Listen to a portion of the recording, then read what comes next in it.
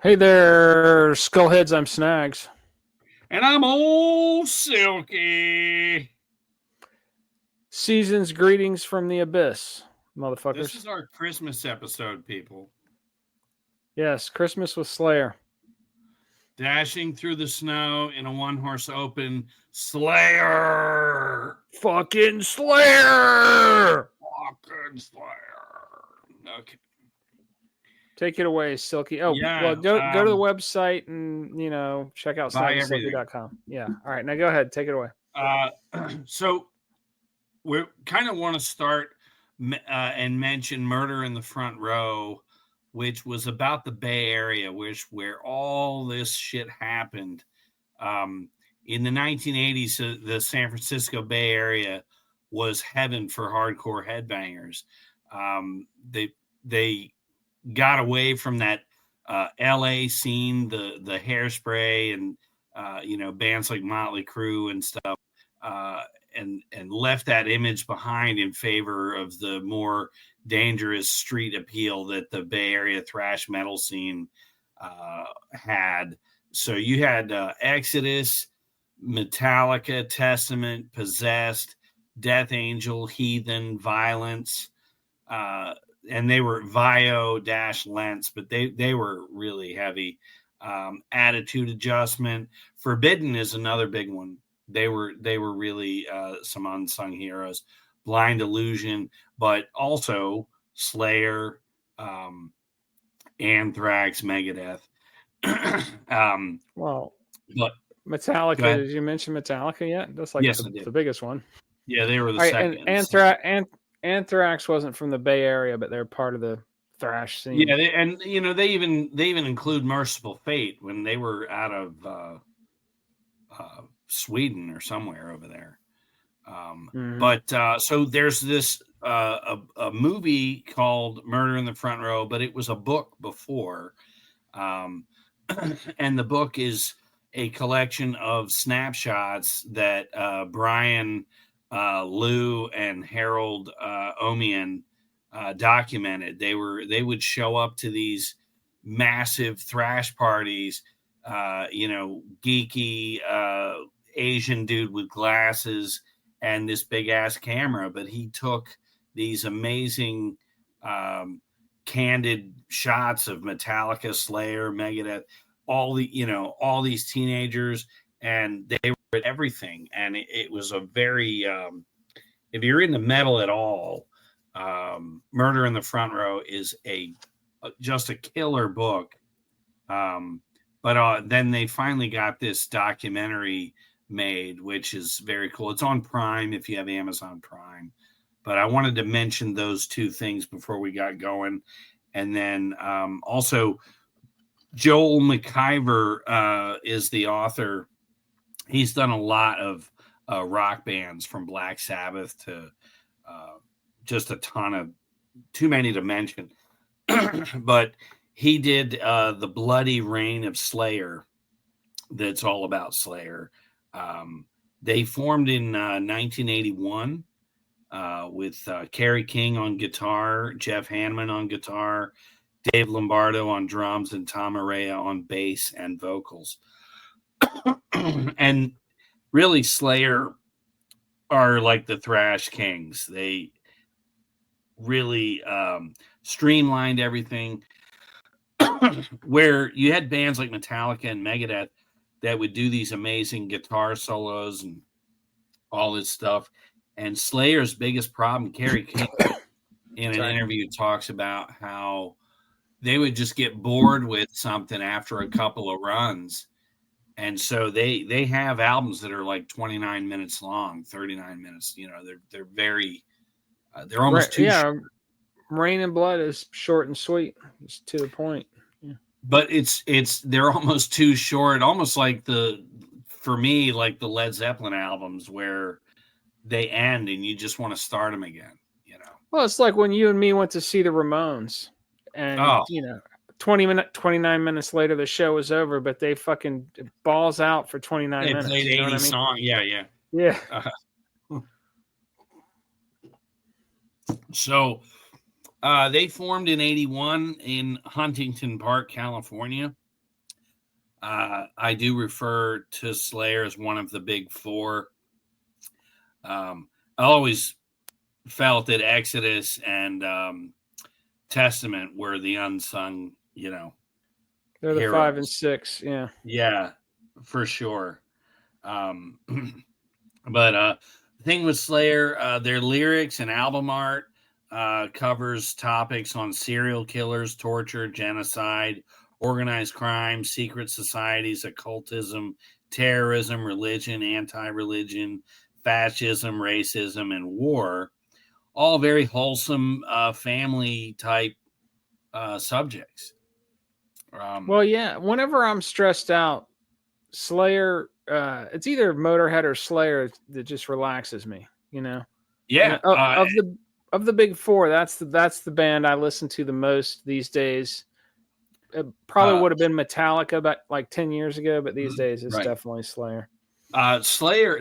What's funny, my son, who we refer to on the show as El Condor, he will pass out in the car. We'll be playing like Sacred Reich, who's another really great heavy band, and we'll have something on, and I'll look in the rear view thinking he's got to be rocking out, and he's passed out. He's just gone. It's relaxing, especially if you're stressed out. Somebody else is fucking 100%. Hates the world as much as you, and it just calms you down. To be honest, what stresses me out is hearing some of these pop divas. You're walking through a store or something, and you just hear this schmaltzy bullshit Mariah Carey Christmas, or I just can't take the pop music. That shit makes me want to, like, if today there was some song in the break room at work and everyone's just kind of listening to it, and I said, if this song were an animal, I would kill it with a hammer. Well, it got kind of a response. People like turned and looked. But like you said, this stuff, as raw and vicious as the guitar work is, it has the opposite effect on a true metalhead. Will just relax us and keep us sane. I really feel a lot of this music is why I'm not in jail for harming somebody that deserved it,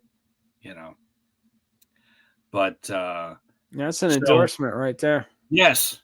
So decades of controversy based on all those song topics and album cover.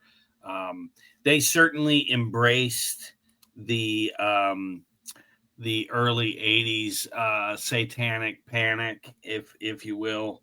They fucked with those people big time. Oh, yeah. But let's run down Slayer's. Slayer had 12 albums, 3 live albums, 1 box set, a stellar box set, I might add, 2 EPs, and a punk cover album. And it's why I love Slayer so much. They chose to do just a deep dive punk cover album that a lot of people don't. I don't know that many people listen to some of that, and I found that was really cool. But they started playing covers from bands like Maiden, Sabbath, Priest, Venom, that ilk, the N-Wabum, and like I said, Venom was playing proto thrash in '78. Really, Venom and Motorhead. Those are the 2 bands that inspired what became thrash. 1,000%. All hail Lemmy, really. Yeah. I mean, Motorhead did it better. Venom's from my ancestors are from Newcastle, so I got a place in my heart for Venom, but Motorhead did it better. So they're doing all these covers, and much like Van Halen, playing these parties and things.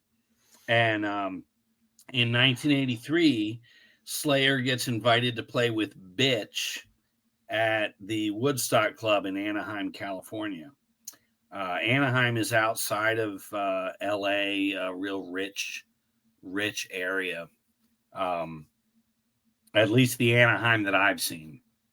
But so they play like 8 songs, 6 were covers, and Brian Slagle, who formed Metal Blade Records, he catches their show and asks them to record an original song for his upcoming Metal Massacre 3.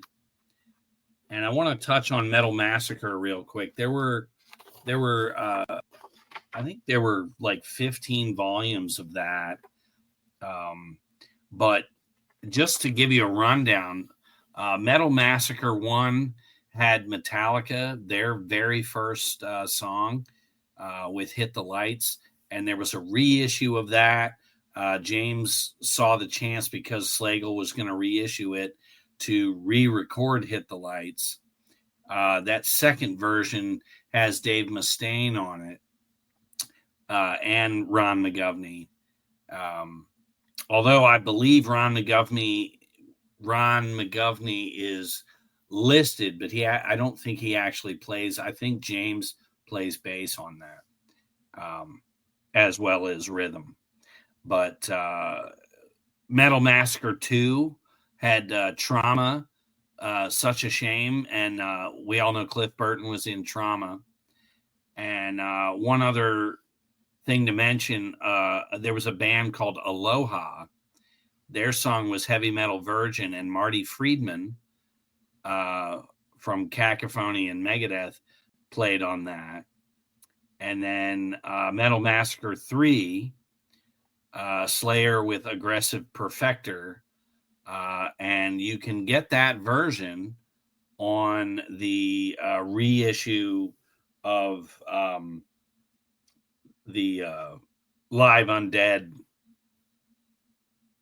and the Haunting the Chapel EP. Sweet. So that's a way to hear Aggressive Perfector, unless you get the box set. I believe that same version was in that as well.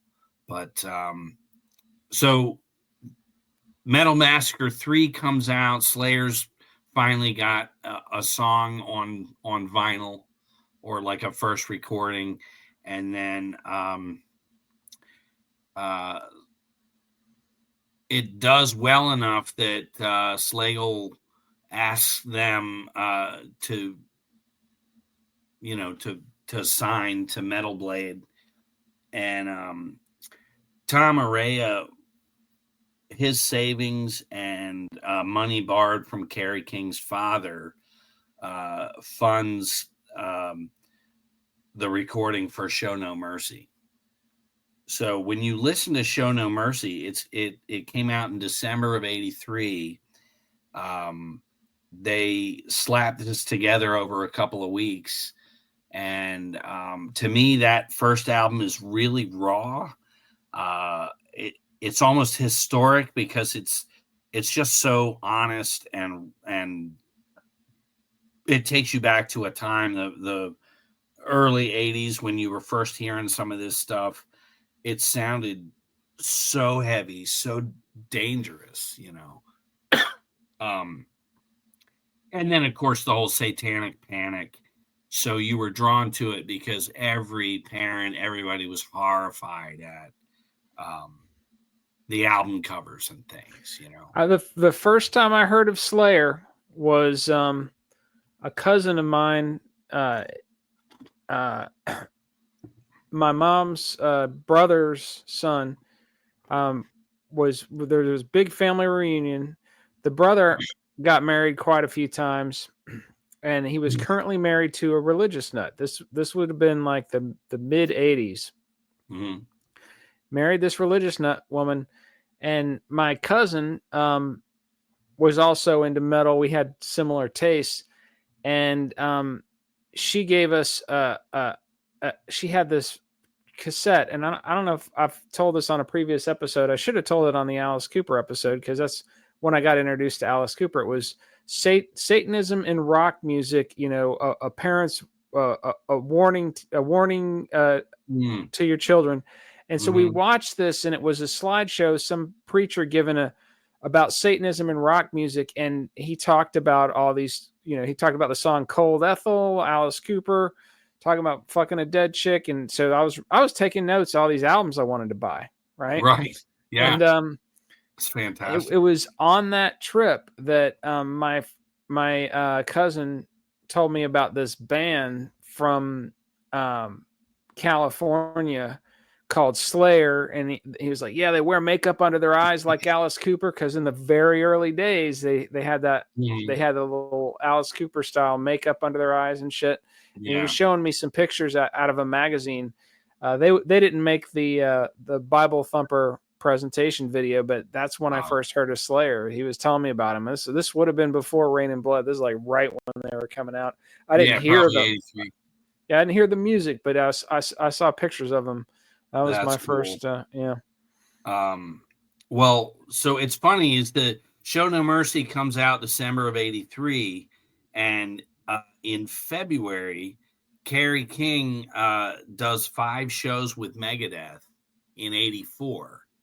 And as far as Dave was concerned, Kerry had joined the band. And Kerry was like, yeah, this is taking too much of my time. And he goes back to Slayer.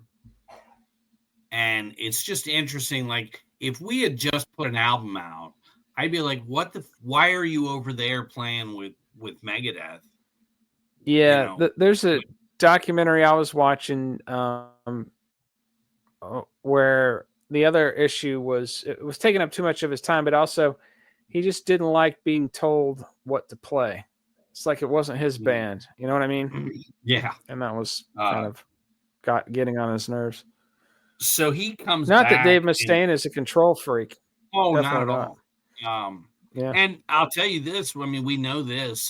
Dave Mustaine was blasted through with heroin.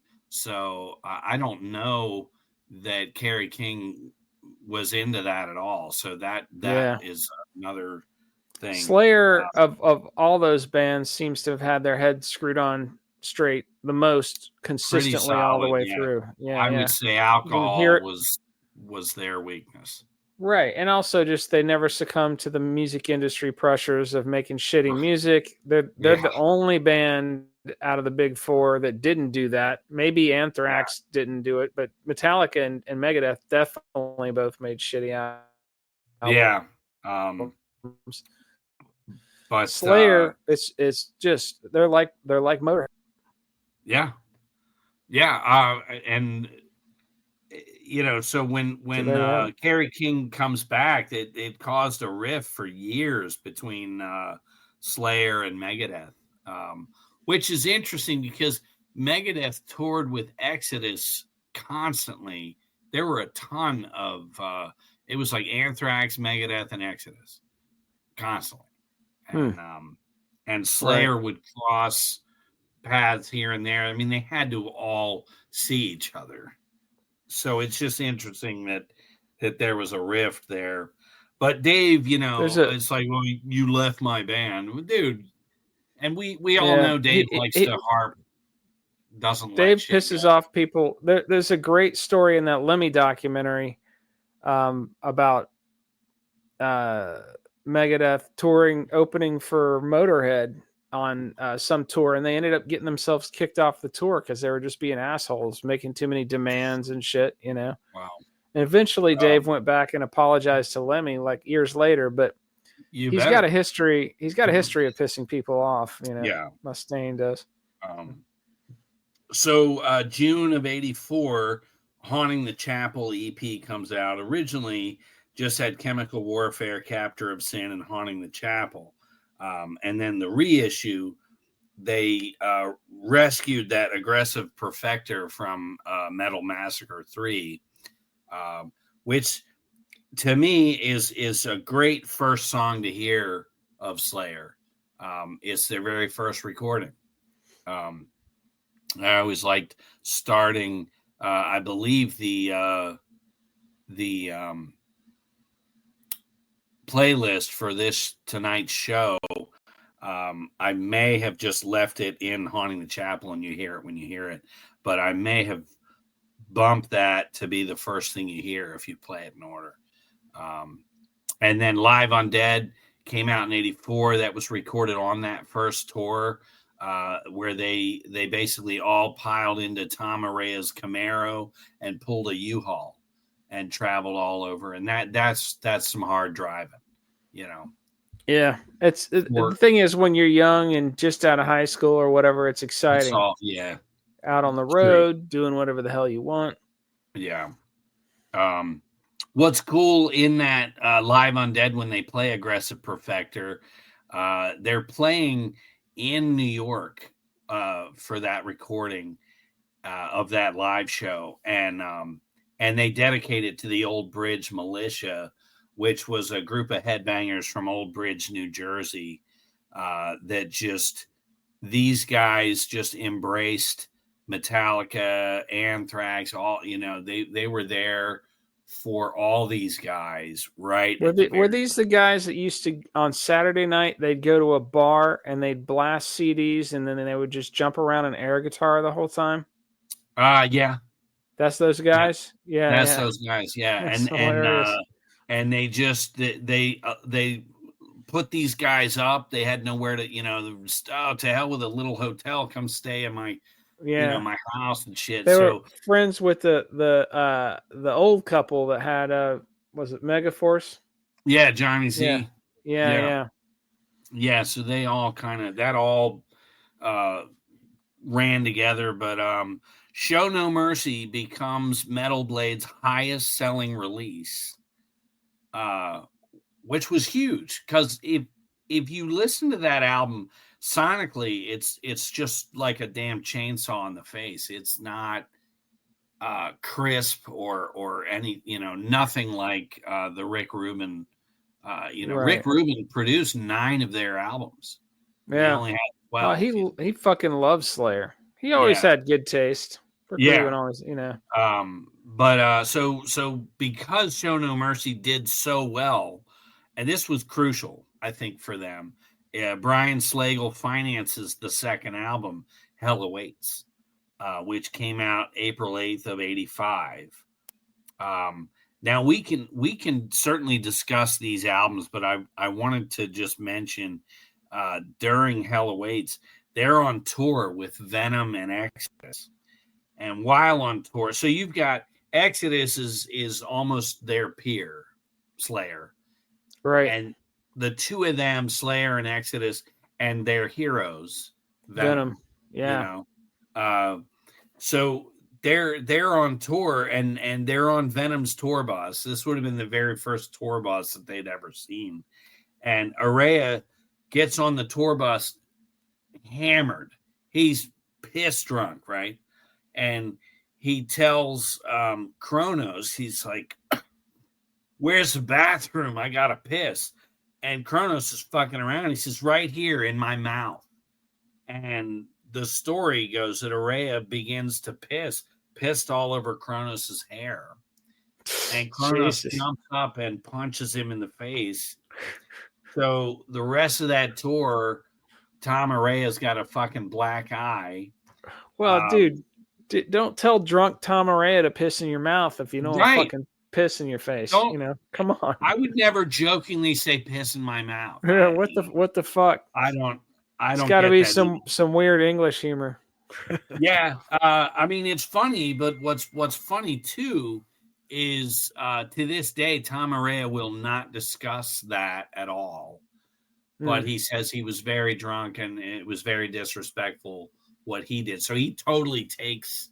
Yeah, he feels bad about pissing on his idols. Yeah. So, but we can just go forward if you want to talk about. I'm gonna let you. As our esteemed listeners may have noticed, depending on the episode, one of us is kind of taking the lead, and that's usually the cat that made the notes. And you made the notes, so it's your decision, pal. I love. There's not a Slayer album I don't like, but I will say this first little handful, Show No Mercy, Haunting the Chapel, Live Undead, and Hell Awaits, are very raw, great records. I know them all in and out. Yeah, their whole discography is solid. I've got a place in my heart for God Hates Us All. I just love that album. But the early shit, yeah, I mean, it's just right out the gate.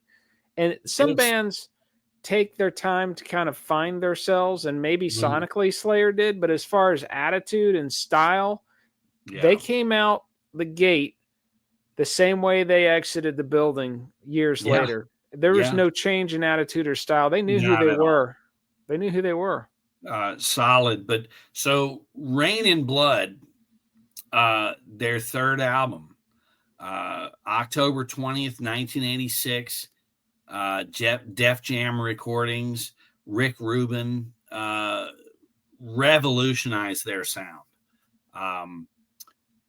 Angel of Death would cause massive controversy, being about Joseph Mengele.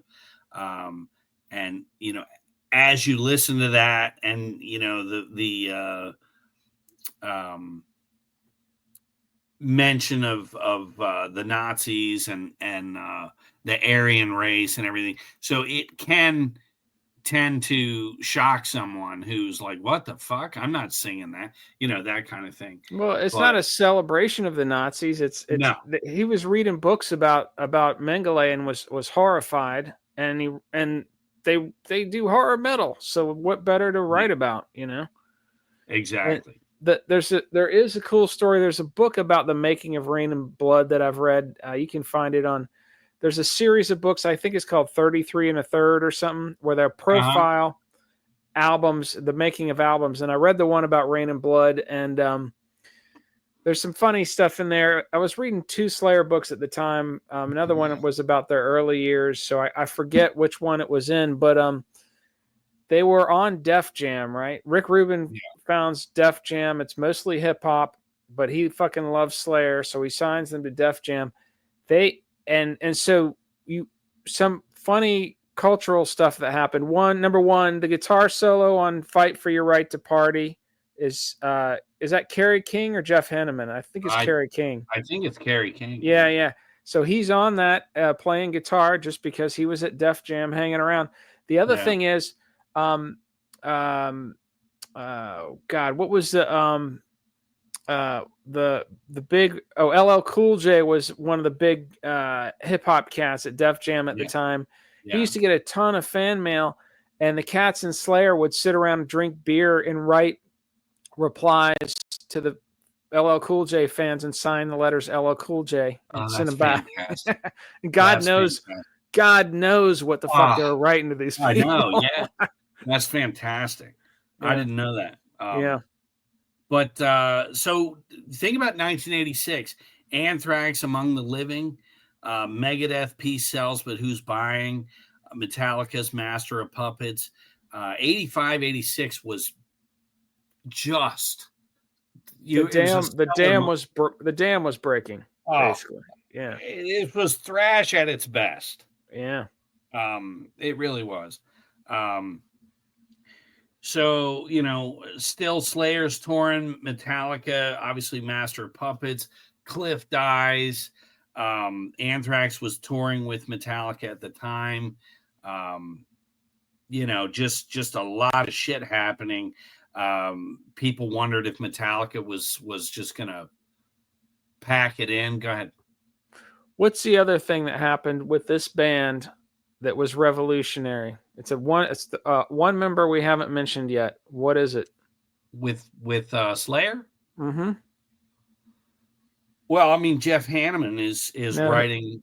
Who have we not mentioned yet? Revolutionized metal. You go ahead, dude. Fucking Dave Lombardo revolutionized metal drumming. He comes in. He comes in. Where does he? Oh no, yeah, he's still in the band. So yeah, I'm just saying he revolutionized metal drumming. He's probably the best thrash drummer of them all. Oh, absolutely. Revolutionized. there are two seminal events in metal, especially like speed metal thrash drumming. One is Filthy Animal Taylor getting a double bass and recording Overkill. Yeah, that changed everything. And then Yeah. the other is just Dave Lombardo. He is the consummate thrash metal drummer. You know, he crosses over into punk at this point, and plays with the Misfits and the Reunion Misfits and what's that cat from Fantomas and Faith No More? I'm drawing a blank on his name. The singer. The singer that we should all know his name. He's a famous guy. Anyways, he plays in a band called Dead Cross with him. He does a lot of stuff now, kind of outside the thrash genre, but he just fucking kicked everybody's ass. He's an amazing drummer. Dave Lombardo is an amazing drummer. Yeah, he is definitely a huge part of that. Much like the bass player that came into Tool, I feel he really spearheaded their sound. Yeah, bass player. But South of Heaven comes out in '88. That's one of my favorite. Absolute between Rain and Blood and South of Heaven, those are my go-to Slayer albums. South of Heaven is just so good. There's a riff that Hanneman brings throughout. You hear him right away, and it's just he's got such a tone. His guitar work just jumps out. It's so good. And then in 1990, Seasons in the Abyss, that's Dave Lombardo's last record until Christ Illusion in 06. So Dave departs. And I just think it had been too hard, too long, too fast. I think Dave was wore out. But then in 91, they did the Decade of Aggression.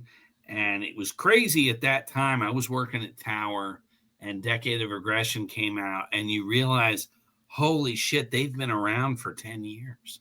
Yeah, and that seemed like a long time at the time. It really did. Yeah. And, you have to remember in 91, the Black Album came out. And so here's Nothing Else Matters and Unforgiven. And you're like, at the time, you're going, what the fuck is this? Dude, I remember you losing your shit when Metallica started selling out. It wasn't really the Black Album. I like that's when I dropped off the Metallica train for a while. The Load Reload thing. But the Load, I dropped off. I didn't buy the Black Album. I heard it and I was like, okay, they're polishing their sound. I'm good. You stuck with it through the Black Album like a trooper. Yeah. But then when Load came out and they all started dressing like in Armani suits and sipping martinis and you were started to look like Perry Farrell. You worse than Perry Farrell. It was like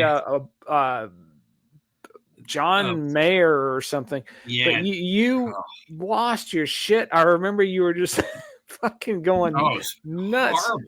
You're like, what is going on with my band? Meanwhile, Slayer is just fucking Slayer. Decade of Aggression. Not changing for anybody. Double CD live, fucking rip your face off, mandatory suicide, Angel of Death. Just, hey, we're still here. We're still doing our thing. One of the guys from Slayer, I think it was in a Metallica documentary, but they're interviewing, I forget who it was. It's probably Kerry King, said when he first heard the Black Album, he took the CD out of his CD player and just frisbeed it down the stairs. Right?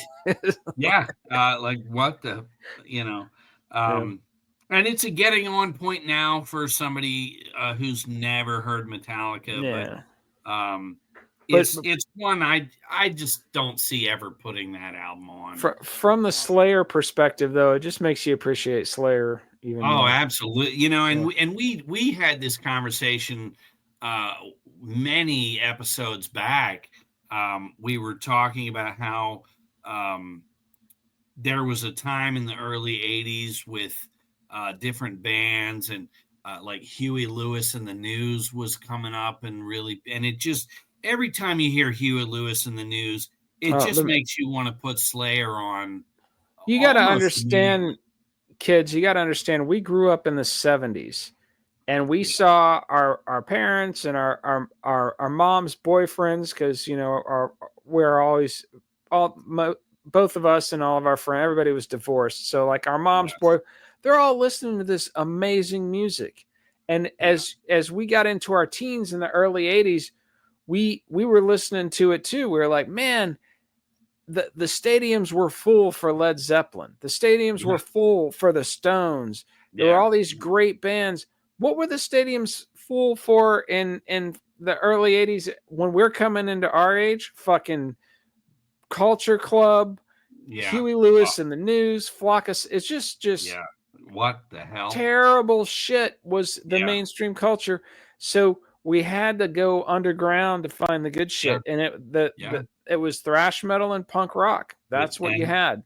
And if I could thank Huey Lewis and the News just for sending me looking for something good, ass was on fire to into the arms of Slayer. Right, and the new wave of British heavy metal. Can't forget that. So Divine Intervention comes out in '84, and Paul Bostaph comes in on drums. Really good drummer. I feel like he helped carry the torch for Slayer all the way through. He then leaves in '06, and Lombardo comes back for Christ's Illusion. But Paul Bostaph in '94, Divine Intervention, really good record. Undisputed Attitude, I wanted to just talk about that came out 2 years later. It's their punk cover album, and I don't know how much you know this album, but I wanted to go over. It's on my Slayer playlist. I've heard it. Okay.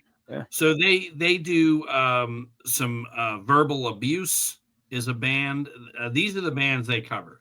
Verbal Abuse, Minor Threats on there. TSOL, Minor Threat, DI, Dr. No, DRI, and the Stooges. And just that alone is amazing. They do two songs by Pap Smear, which was Jeff Hanneman's project, and then an original Slayer tune called Gemini, which is a great song. And then this is where it sucks, is the Japanese bonus version of Undisputed Attitude. They do a GBH song called Sick Boy, which I could not find for the streaming to make the playlist. But Memories of Tomorrow is also a Suicidal Tendencies cover for that record, and that's on that soundtrack to the Apocalypse. So you can at least hear their Suicidal Tendencies cover. One deep cut trivia here. You mentioned Dr. No. They cover Dr. No. Mm-hmm. Do you know who the singer for Dr. No was? I do not.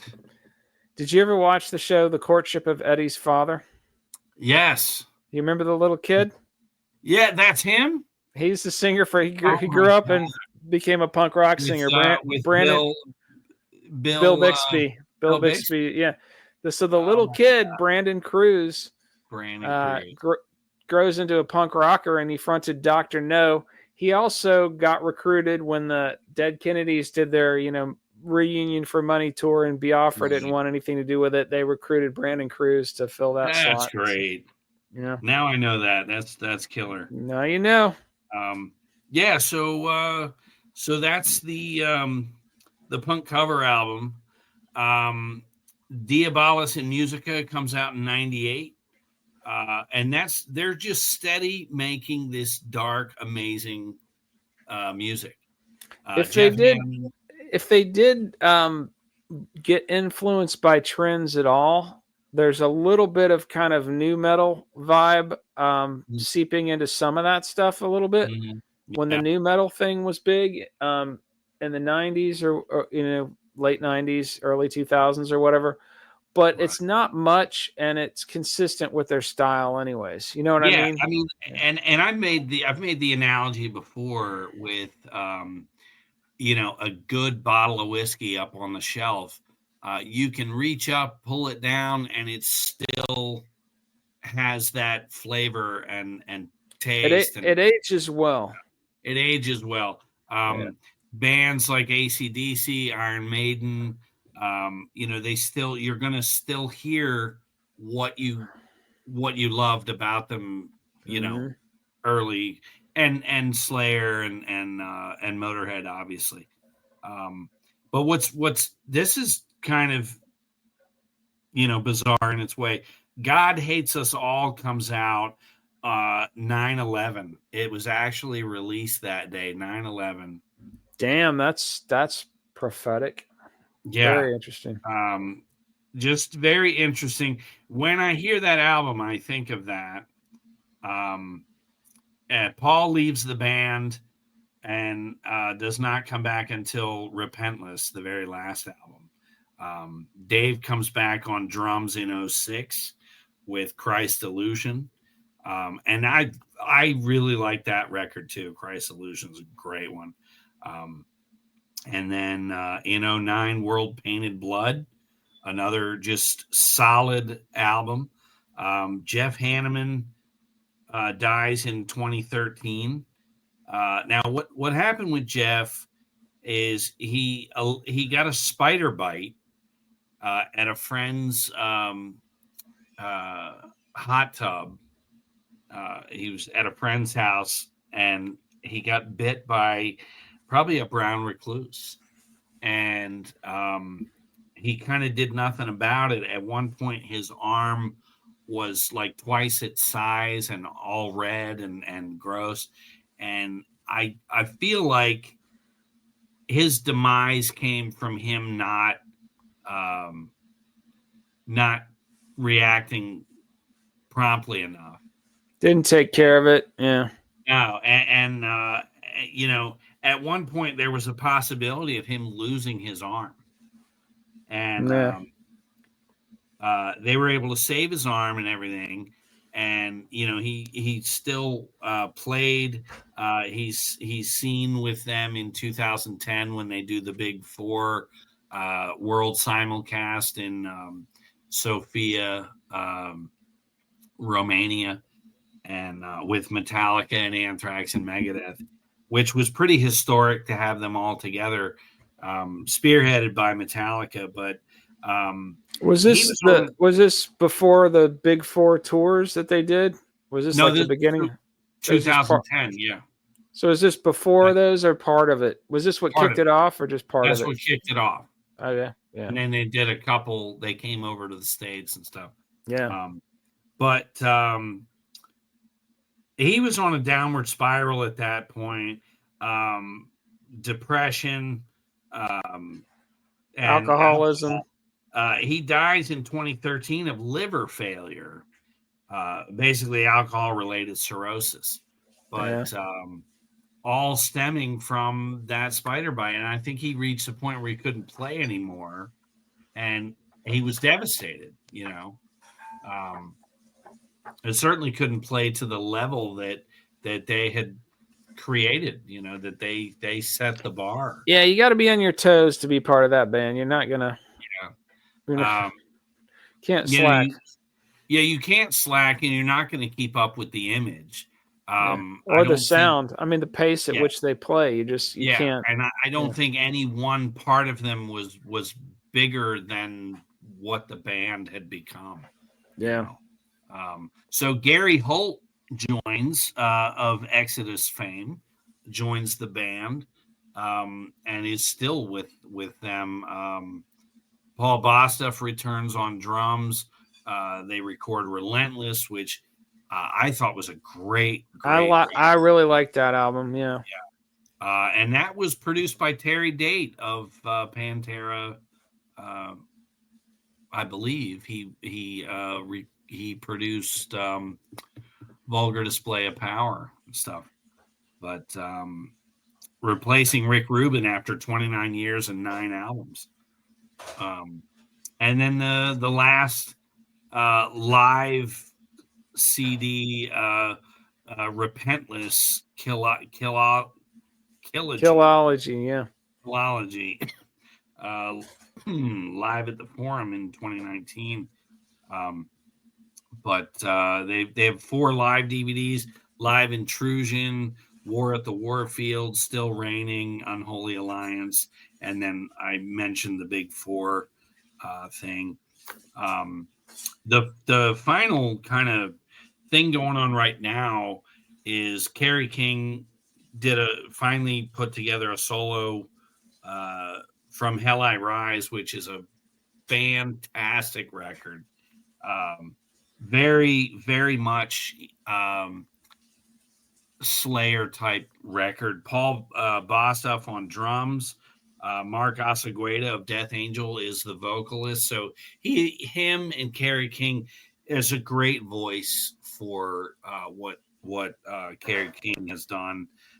So do we think? I mean, my impression of why Slayer broke up and retired was just because Tom Araya was done.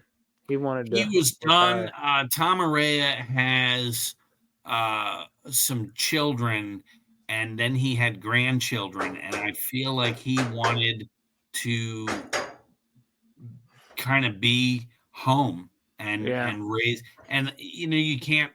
I got no gripe about that. He wanted to be home with his grandkids. So, but like I said, Mark Osagueda, Death Angel on vocals, Phil Demmel from Violence, the old punk band. There you go. They get that guitarist. He was also in Machine Head. And then they get Kyle Sanders from Hell Yeah to play bass. So it's essentially 2 parts Slayer, lead singer of Death Angel, and then a throwback to that punk connection to Slayer's influence, Phil Demmel, and then Kyle Sanders of Hell Yeah.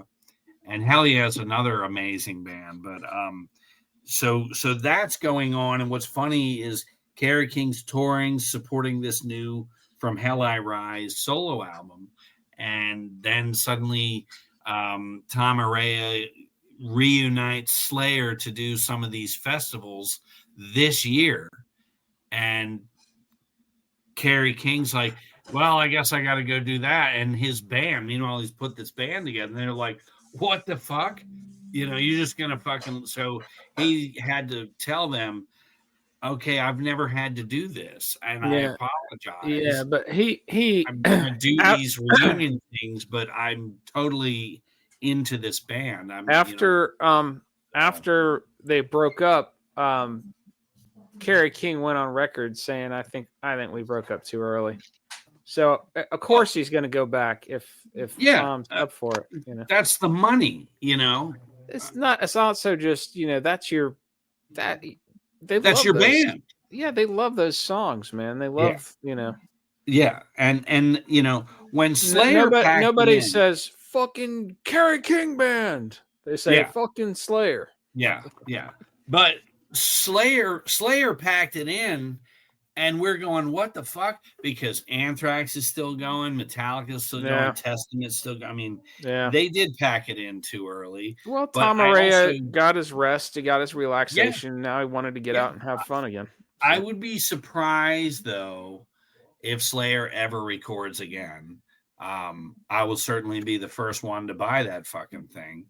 But so it's the reunited lineup: Paul Bostaph and Gary Holt. Wait, say that again. Do we know as far as the reunited lineup goes? Is it Paul Bostaph on drums and Gary Holt, or Dave Lombardo coming back? I would say. Let me ask if you don't know. Let me find out. Let me check here.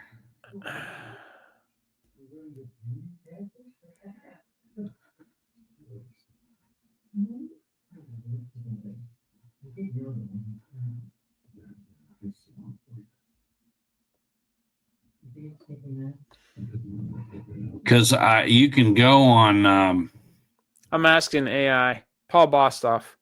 Yeah. Yeah. He's basically what happened. I remember watching some documentary the last time Lombardo was in the band. He was basically, I think he was demanding, you keep leaving the band. Eventually, when you come back, you're not going to be an equal partner. They're going to Sure. pay Sure. you a salary. It's like when Ace Frehley and Peter Criss came back into Kiss. And I think he was demanding, I want a full partnership. I want, blah, blah, blah. And Kerry King was just like, okay, no, I'm good. I'll just get Paul. So it's low maintenance way to do it. Probably Gary Holt on lead guitar, I'm guessing. So. Well, real quick, when they did that soundtrack to the Apocalypse and they toured with that, they had John Dett had joined, and he had been a drummer for Testament. He's filled in with Anthrax and Iced Earth and Volbeat. Mm-hmm. It's Paul on the reunion, though. I asked AI. AI says it's Paul. Yeah, it's definitely yeah. So that's cool. So Slayer's not over, which is good. Actually finding out about the reunion live on this podcast. Oh yeah, honest. That's cool. Well, so they're doing just select Euro tours. Yeah, that's the way to do it. Just do a show here and there, and then you can keep it going as long as you're enjoying it. So I don't know that they're gonna do an album or anything. Especially with Kerry King having some success with this first solo record. Oh, dude, Kerry! I guarantee you, he's not gonna. Oh man, I got to get back to my fucking solo gig. Yeah, small clubs. I feel like when he says something, he's going to stick to it. He has said vehemently that they're probably not going to record or anything. But they said they weren't. They said they were done touring at one point too. So you never know. Yeah. But I'll certainly buy it if they do something. Yeah, if Slayer is anybody's band at this point, it's Kerry's. It's Kerry's band with Tom, close second as far as having an emotional stake in it. You know what I mean? Sure. They would not have broken up if Tom didn't want to chill out for a while. They never would have broke up. Another just small little tidbit, random trivia here. There's this TV show called Californication where David Duchovny plays this alcoholic writer, kind of loosely like a Charles Bukowski type. First season or so is all right, but eventually it just gets really repetitive. He's pining after his ex-wife, and it's like, just fucking get back together or move on, you know. But he's a writer, he's a novelist, and every now and then they'll mention his book titles. So one book is titled God Hates Us All. The other book is titled Seasons in the Abyss. The other book is titled South of Heaven. So the writers of the show, that's all of his book titles are Slayer albums. Kind of fun. That's great. So that's Slayer in under an hour. Yeah. We're not. Yeah, this is going to be hard, fast, and done, just like a Slayer album. Check out the playlist. All the stuff we've talked about, and then that book by Joel McIver. And then I believe in the Click Pit we'll have links to the Murder in the Front Row. Those are essential. We'll link whatever the hell Silky sent me. We'll link that shit. Yeah, those. So this, we'll go on record. This is part 2 of the Big 4. Yeah. At some point, we'll definitely do Megadeth and Anthrax. That will happen down the road. All right. Merry fucking Christmas. Christmas with Slayer. Season's greetings from the abyss. Christmas episode. Yes. When you're under the mistletoe, having your warm apple cider with your family in front of the fire, don't forget Satan. He has a place in Christmas as well. That's right. Yeah. Peace out, kids. Peace out. Deuces and all that shit.